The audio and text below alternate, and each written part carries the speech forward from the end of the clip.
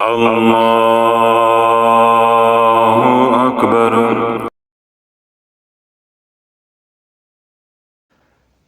اللہم صلی علی سیدنا محمد و علی آل سیدنا محمد وبارک وسلم۔ خالق کائنات و مالک روز محشر اللہ رب العزت قرآن مجید فرقان حمید میں ارشاد فرماتا ہے فَأَلْهَمَهَا فُجُورَهَا وَتَقْوَاهَا قَدْ أَفْلَحَ مَنْ زَكَّاهَا وَقَدْ خَابَ مَنْ دَسَّاهَا۔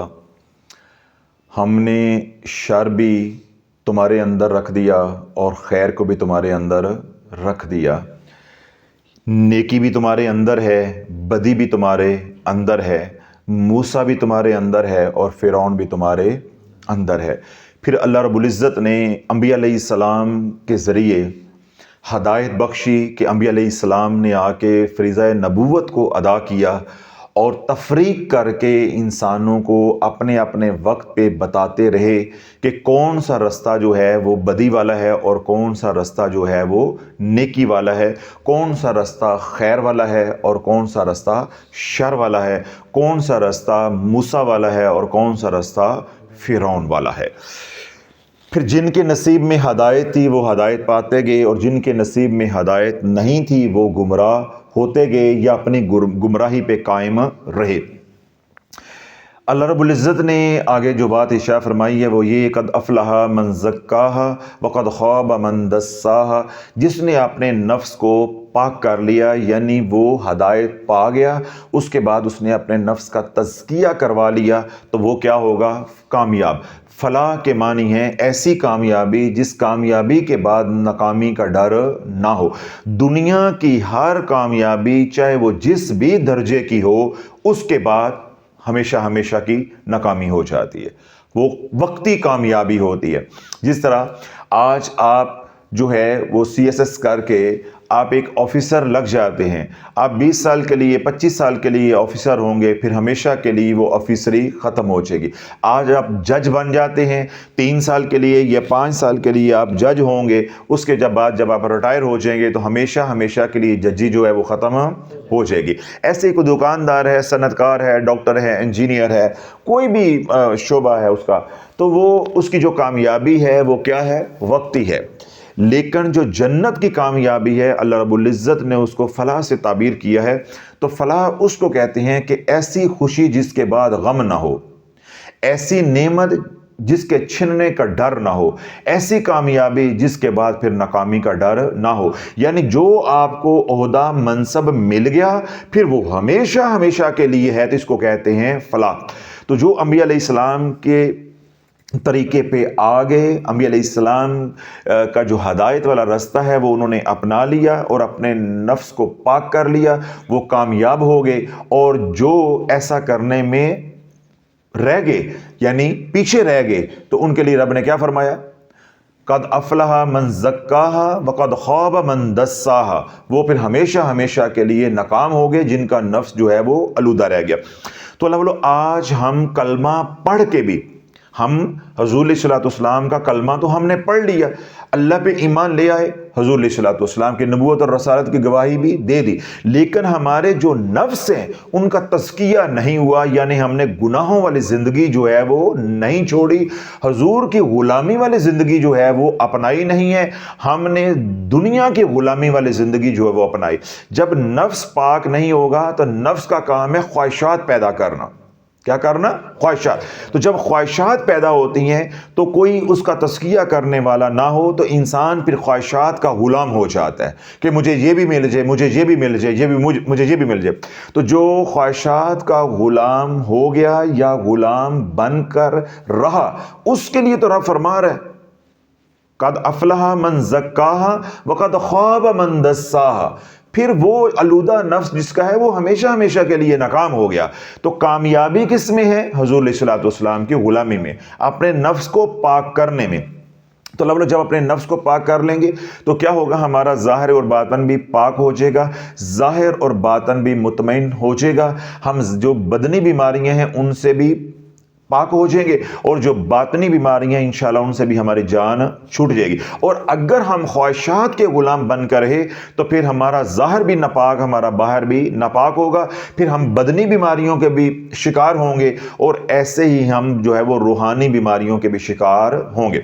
अब असल जो मौजू है आज का वो ये कि अल्लाह, जब हम खुदा न खास्ता नफ्स का शिकार हो गए, ये नफ्स के गुलाम बन गए, तो नफ्स तो ख्वाहिशात को पैदा किया जाएगा, तो उन ख्वाहिशात की तो कोई हद ही नहीं है। अल्लाह के महबूब अलैहिस्सलाम ने इरशाद फरमाया कि अल्लाह अगर बंदे को ये पूरी दुनिया अगर दे दे तो पूरी दुनिया लेने के बाद कहेगा कि एक दुनिया और होनी चाहिए। तो इसकी जो आग है वो कब्र की मिट्टी जो है वो बुझा सकती है, या जो पेट है, इसकी जो भूख है वो कब्र की मिट्टी जो है वो बुझा सकती है। ये ख्वाहिशात के पूरे होने से नहीं, क्योंकि एक नफ्स की ख्वाहिश पूरी होगी तो नफ्स दूसरी ख्वाहिश का इजहार जो है वो करेगा, तो यूं बंदा धीरे धीरे जो है वो नाकामी की तरफ जाएगा। अब है असल मोड़ या नुक्ता या हमारा मौजू कि जब नफ्स की ख्वाहिश हुई, हमने वो ख्वाहिश को पूरा कर दिया, फिर नफ्स ने एक ख्वाहिश की, अब वो पूरी हम नहीं कर सके, तो अंदर क्या आएगी? मायूसी। अंदर क्या आएगी? मायूसी। तो अल्लाह बोलो आज हमारा असल मौजू ये है कि जब हमारी ख्वाहिशात पूरी नहीं होंगी या हमारी ख्वाहिशात टूटेंगी तो हमारा नफ्स जो है वो रंजीदा होगा, मायूस होगा, परेशान होगा। फिर जब हमारी तबीयत परेशान होगी, मायूस होगी, तो हम दीगर जो है वो रूहानी अमराज का शिकार हो जाएंगे, जिनको आज की ज़ुबान में हम कहते हैं कि नफ्सियाती अमराज में मुब्तला हो जाएंगे। जब हमारी ख्वाहिशात पूरी होती जाएंगी तो हमारे अंदर तकब्बुर आता जाएगा, हम अल्लाह उसके रसूल से दूर होते जाएंगे, और जब ख्वाहिशात पूरी नहीं होंगी तो हम मायूस होते जाएंगे। यानी अगर ख्वाहिशात पूरी हो रही हैं तब भी हम मर रहे हैं तकब्बुर के जरिए, और अगर ख्वाहिशात पूरी नहीं हो रही तब भी हम मर रहे हैं मायूस होके। तो अल्लाह मायूसी होती है शैतान की तरफ से। तो जब हमारी ख्वाहिशात पूरी नहीं होंगी और या हम गुनाहों से लिथड़ी ज़िंदगी अपनी ख्वाहिशात का गुलाम बन के गुजारेंगे तो हमारे बदन के अंदर उतनी ही ज़्यादा नेगेटिव एनर्जी आएगी, उतनी ही ज़्यादा नेगेटिव एनर्जी आएगी। तो वो जो नेगेटिव एनर्जी है वो फिर नफ्सियाती मसाइल का सबब बनेगी। तो कोई डिप्रेशन का मरीज बनेगा, कोई एंजाइटी का मरीज बनेगा, कोई कहेगा बस मेरा दिल कहता है मैं तन्हा रहूं, मेरा बोलने को दिल नहीं चाह रहा, मेरा काम करने को दिल नहीं चाहता, मेरे कंधों पे बोझ रहता है, मेरा जिस्म भारी भारी रहता है, मेरा सर भारी रहता है, मेरे गर्दन के पट्टे भारी रहते हैं, मुझे नींद बहुत आती, मेरा दिल चाहता है बस मैं सोए रहूं। कोई कहेगा मुझे नींद आती नहीं है, तो मैं हर वक्त किस में हूं? टेंशन में हूं, परेशानी में। तो ये सारी बीमारियां किसके साथ जुड़ी हुई हैं? नफ्स की आलूदगी के साथ। जब हम नफ्स के गुलाम बन के जिंदगी गुजारेंगे तो फिर ये तमाम अमराज मुफ्त मिलेंगी, तमाम अमराज मुफ्त में। तो अल्लाह वो तमाम हजरात जो ये समझते हैं कि हमारा खाने को दिल नहीं चाहता, हमारा अच्छे कपड़े पहनने को दिल नहीं चाहता, हमारा कोई काम करने को दिल नहीं चाहता, हमारा नमाज पढ़ने को दिल नहीं चाहता, हमारा कुरान पढ़ने को दिल नहीं चाहता, हमारा तस्बीहात करने को दिल नहीं चाहता, या मेरा दिल चाहता है बस हम सोए रहें, लेटे रहें, या मैं ऐसा कोई कमरा हो उसमें मैं तन्हाई में रहूं, तो कोई मुझे रोक टोक ना करे। यानी मेरा अर्ज करने का मकसूद यह है कि जब आपका दिल बगैर किसी वजह के उदास होना शुरू हो जाए, आप परेशान होना शुरू हो जाओ, तो समझ लो कि अब आपका बदन या आपकी जो रूह है वो नेगेटिव एनर्जी से इतनी आलूदा हो चुकी है कि रब तुझे अब पैगाम दे रहा है कि गुनाहों का वजन उतार दे, गुनाहों का वजन उतार दे, तब तू बचेगा, वरना इसी हाल में तू मरेगा, इसी हाल में मरेगा। तो अब गुनाहों का वजन उतारने के लिए क्या है कि मजीद गुनाहों से हम बाज आ जाएं, जो किए हैं उन पे हम तौबा कर लें। तो अल्लाह फिर क्या पैगाम दे रहा है कि ए बंदे गुनाहों से बाज आ जा और जो कर चुका है उन पे इस्तगफार कर ले। ये जो तेरा बदन भारी हुआ है, तेरी रूह जो बीमार हो गई है, हर वक्त तू रोता है, मायूस होता है, तन्हाई में रहता है, उदास होता है, गमगीन होता है, परेशान होता है, ये सारी परेशानियां किस वजह से हैं? तेरे गुनाहों की वजह से। जब तू गुनाहों से तौबा कर लेगा और पिछले जो है उन पे इस्तगफार कर लेगा तो फिर मैं क्या करूंगा? ये सारे गम तेरे से मैं दूर कर दूंगा और तेरे मैं दिल को भी तमानियत بخش دوں گا. اس لیے وہ تمام حضرات جن کے ساتھ یہ والے معاملات ہیں, یہ والی کیفیات ہیں, ان کا علاج کیا ہے؟ اے اللہ میری توبہ. اب میں آپ کو ایک ریسرچ آپ کو سامنے رکھتا ہوں, اگر آپ کا دل مطمئن ہو جائے تو جب آپ گھر بیٹھے ہوں, دکان پہ ہوں, یا مہینے کا, ہفتے کا کوئی بھی دن ہے, آپ یہ سمجھیں کہ میں بغیر کسی وجہ کے پریشان ہوں, ٹینشن میں ہوں, میرا دل نہیں کرتا کام کرنے کو, سستی ہے, نہانے کو دل نہیں کر رہا, نماز پڑھنے کو دل نہیں کر رہا, قرآن پڑھنے کو دل نہیں کر رہا, تو بس سمجھ جانا کہ تیرے گناہوں کی کثرت بڑھ گئی ہے, تیرے گناہوں کی تعداد جو ہے وہ بڑھ گئی ہے. اب روح مزید گناہوں کا بوجھ اٹھانے کے قابل نہیں رہے. اب تو گناہوں کو جو ہے وہ معاف کروا لے, گناہوں سے باز آ جا, اللہ روح کو ہلکا پھلکا کر دے گا. کیسے کر دے گا وہ میں آپ کو بتا دیتا ہوں. ایک ڈاکٹر صاحب ہیں, ان کا نام ہے ڈاکٹر عمر. ایک ڈاکٹر صاحب ہیں, یہ ان کا حوالہ میں دے رہا ہوں. ان کا نام کیا ہے؟ ڈاکٹر عمر عبد الکافی. ڈاکٹر عمر عبد الکافی. یہ بنیادی طور پہ خطیب ہیں, عالم دین ہیں, شیخ ہیں. اب میں ان کا تھوڑا سا تعارف بھی آپ کو کرا دیا. ایک مسجد ہے, اس میں جمعے کا خطبہ دیتے ہیں, بیان کرتے ہیں, اور مراکش کے رہنے والے ہیں. اور دوسرا کیا ہے کہ یہ پی ایچ ڈی ڈاکٹر ہیں. نام ان کا کیا ہے؟ ڈاکٹر عمر عبد الکافی. کافی ہے اتنا تعارف. ڈاکٹر عمر عبد الکافی نے بتایا کہ ایک دن وہ مسجد میں جمعہ کا خطبہ دے رہے تھے. نماز کے بعد ایک آدمی ان کے پاس آیا جس کے لمبے لمبے بال اور داڑھی تھی. حیرت کی بات یہ ہے کہ اس نے ظاہر کیا کہ اسے اپنے بارے میں بالکل بھی پرواہ نہیں ہے. اس نے ڈاکٹر عمر سے کہا, میں بہت سست ہوں, بہت زیادہ مجھے نیند آتی ہے, مشکل سے جاگتا ہوں, میں صرف کھانے کے لیے جاگتا ہوں اور پھر دوبارہ سو جاتا ہوں. میں اپنے کام, اپنے مستقبل اور ہر چیز کو نظر انداز کرتا ہوں, مجھے کسی چیز کی کوئی اور پرواہ نہیں ہے. میرے بچے سمجھتے ہیں کہ میں ایک عجیب شخص ہوں اور انتہائی بورنگ ہوں. مجھ میں جوش کی کمی ہے اور مجھے ہر وقت مایوسی چھائی رہتی ہے.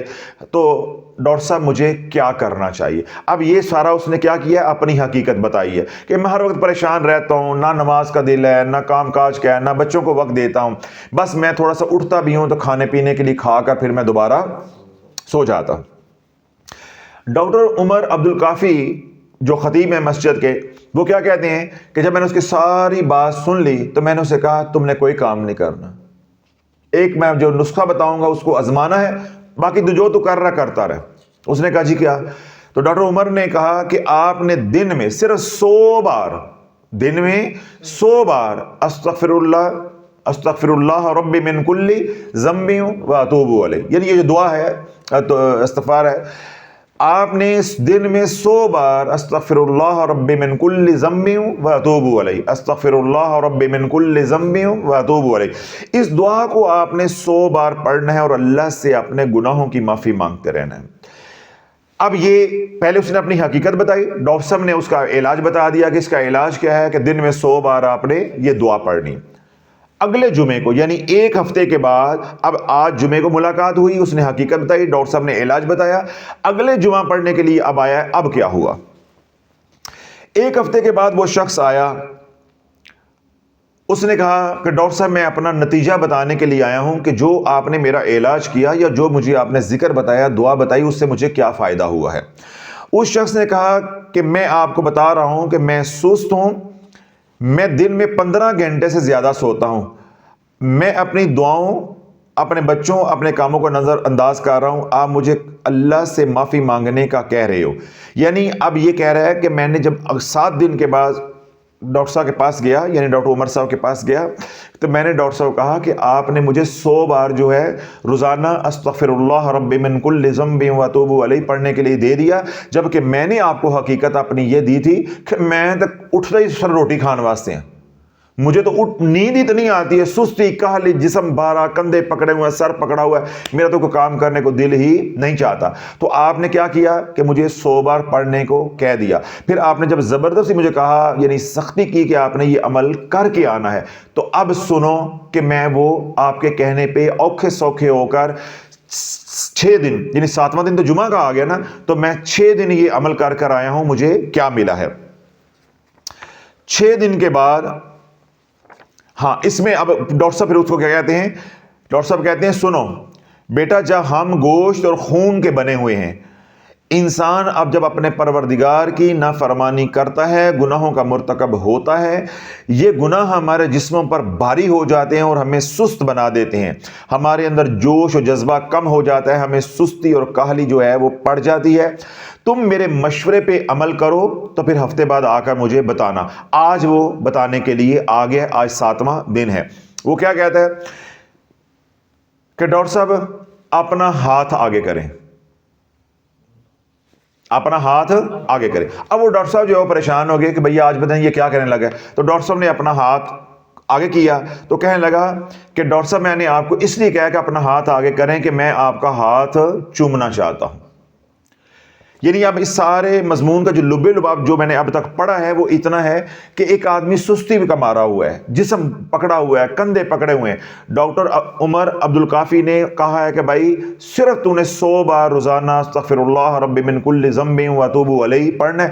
اس نے بڑی آگے توجیہات بیان کی، میں نہیں پڑھ سکتا تو میں تو روٹی کھانوا سے اٹھنا میرے سے نہیں پڑھا جاتا، جس طرح ہم لوگوں کو کہتے ہیں خضری عمل پڑھو، کہتے ہیں نہیں یاد نہیں رہا، ہم کہتے ہیں درود پاک پڑھو، کہتے ہیں وقت نہیں ملا۔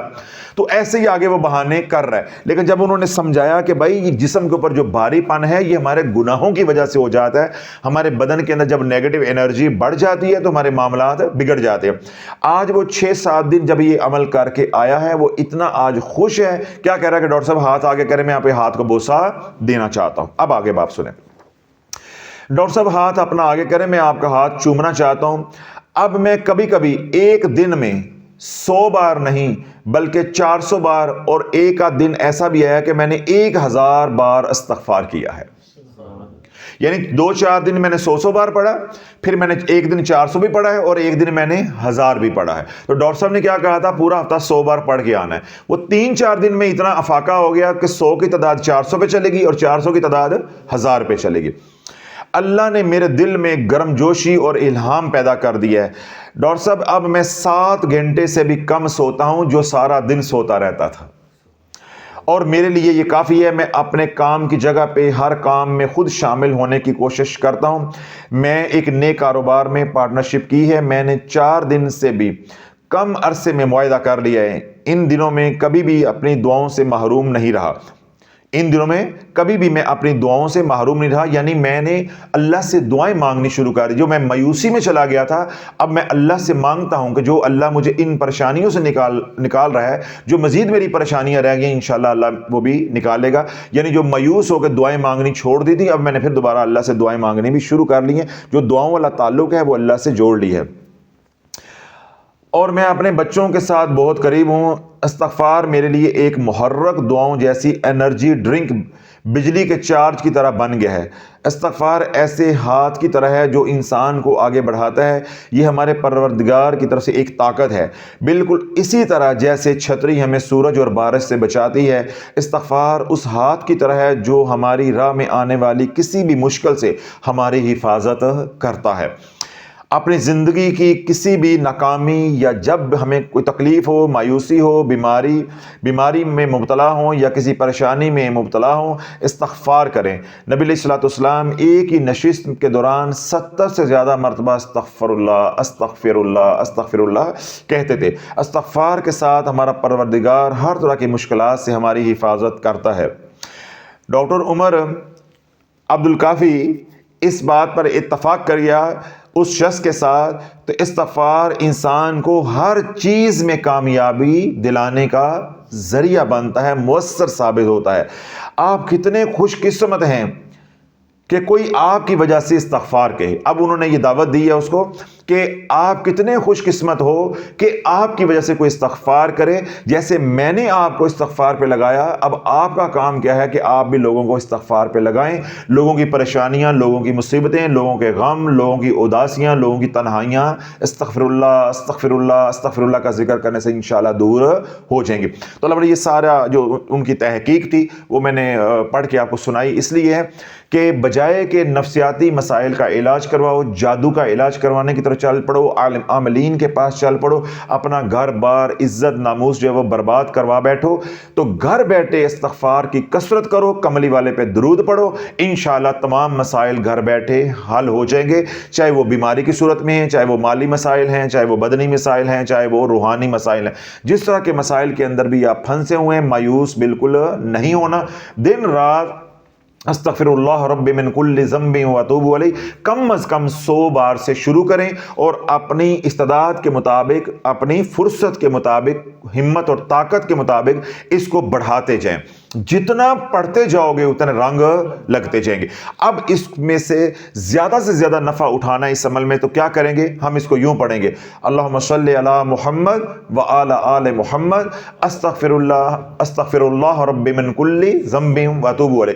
यानी दुरूद पाक के साथ जोड़ के इसको पढ़ोगे तो क्या होगा कि जो काम सालों में होना है वो काम दिनों में होगा अल्लाह के हुक्म से। क्यों? दोनों निज़ाम रहमत के होंगे, सारी नेगेटिव एनर्जी जो है वो ख़त्म हो जाएगी, अल्लाह राज़ी हो जाएगा, अल्लाह आमाल वाली ज़िंदगी दे देगा। जब आमाल वाली ज़िंदगी देगा तो जो जादू है, बीमारियां हैं, वो भी इंशाल्लाह धीरे धीरे दूर हो जाएंगी। कर्जे में फंसे हैं, औलाद की परेशानी है, घर बार की परेशानी है, या कोई भी अंदरूनी या बैरूनी परेशानी है, या सेहत की परेशानी है, जितना ज़्यादा दुरूद पाक पढ़ेंगे, इस्तिग़फ़ार करेंगे, इंशाल्लाह उतनी जल्दी उन मसाइल से अल्लाह निकालता जाएगा। इसको हम कैसे पढ़ेंगे? अल्लाहुम्मा सल्लि अला मुहम्मद व अला आले मुहम्मद अस्तग़फ़िरुल्लाह रब्बी मिन कुल्लि ज़ंबिन व अतूबु अलैह। एक तस्बीह से शुरू करें कम अज़ कम, और अगर अल्लाह हिम्मत दे दे फिर एक आध दिन के बाद एक तस्बीह सुबह, एक तस्बीह शाम, फिर हर नमाज के बाद एक तस्बीह, फिर जो आपको आसानी हो वो अपनी तादाद मुकर्रर कर लें। मैं मैंने रोज़ाना इतनी पढ़नी है, मैं 1000 मरतबा रोज़ाना पढ़ लेता हूँ, 500 सुबह 500 शाम, फिर चलते फिरते पढ़ें। अल्लाह वालों, ये वो अमल है जिसकी कोई रजत नहीं है, जिसके लिए कोई शराइत नहीं है, जिसके लिए पाकी नापाकी का मसला नहीं है, ख़वातीन का मसला नहीं है। अय्याम के दिनों में पढ़ो, लेट के पढ़ो, बैठ के पढ़ो, वज़ू के साथ पढ़ो, चलते फिरते पढ़ो, हर तरह इजाज़त है, हर तरह इजाज़त है। और ऐन अल्लाह का हुक्म है इन दोनों अज़कार के लिए कि रब फरमाता है या अय्युहल्लज़ीना आमनू सल्लु अलैहि वसल्लिमू तस्लीमा। सीगा अमर है कि अल्लाह हुक्म दे रहा है कि ए ईमान वालों, कसरत के साथ महबूब अलैहिस्सलाम की बारगाह में दुरूद सलाम का हदिया पेश करो। इसी तरह वस्तग़फ़िरुल्लाह, अल्लाह से बख्शिश मांगते रहो, सीगा अमर है। तो दोनों अज़कार का अल्लाह का हुक्म है। जब दोनों अज़कार करेंगे तो इंशाअल्लाह अज़ीज़, एक जिक्र करेंगे तो अल्लाह राज़ी हो जाएगा, दूसरा करेंगे तो हजूर राज़ी हो जाएंगे। बल्कि दोनों अज़कार का हुक्म अल्लाह का है, अल्लाह भी राज़ी, अल्लाह का रसूल भी राज़ी। एक जिक्र करेंगे यानी दुरूद पढ़ेंगे तो अल्लाह की सुन्नत पूरी हो जाएगी। जब इस्तिग़फ़ार करेंगे तो तमाम अंबिया अलैहिस्सलाम की सुन्नत का नूर भी हमें मिलेगा, और इंशाअल्लाह अंदर और बाहर जो है नूर अला नूर हो जाएगा। अल्लाह रब्बुल इज़्ज़त वो तमाम हज़रात जो बदनी और रूहानी बीमारियों के अंदर जकड़े हुए हैं, रिश्तों की, बच्चों की रिश्तों की वजह से परेशान है, औलाद की नाफरमानी की वजह से परेशान है, कारोबार की वजह से परेशान है, या दीगर परेशानियां हैं जिन्होंने उनको घेरा हुआ है, तो उनके लिए क्या है, या नफ्सियाती मसाइल हैं, उदासी है, डिप्रेशन है, एंजाइटी है, या तन्हाई पसंद है, या बिला वजह परेशानी हर वक्त दिल दक दक करता है, या अनजाना खौफ है उसमें मुब्तला है, किसी तरह का भी नफ्सियाती मसला है, तो मैंने क्या कहा है कि डॉक्टर उमर अब्दुल काफ़ी जो हैं उनके मुताबिक कि आप एक तस्बीह से शुरू करें और अपने वक्त, फुर्सत और अपने इस्तिताअत के मुताबिक उसको रोज़ाना बढ़ाते जाएं। फिर एक तादाद आप मुकर्रर कर लें, वो भी सारी ज़िंदगी पढ़ते रहें। इंशाअल्लाह अल्लाह आपको किसी और दर का मोहताज नहीं होने देगा। अल्लाह रब्बुल इज़्ज़त हमारी इस कोशिश को, मेहनत को कबूल और मंजूर फरमाए। तमाम हज़रात को इजाज़त है, जो सोशल मीडिया पर सुने उन्हें भी इजाज़त है। सुब्हान रब्बिका रब्बिल इज़्ज़ति अम्मा यसिफून व सलामुन अलल मुरसलीन वल्हम्दुलिल्लाहि रब्बिल आलमीन।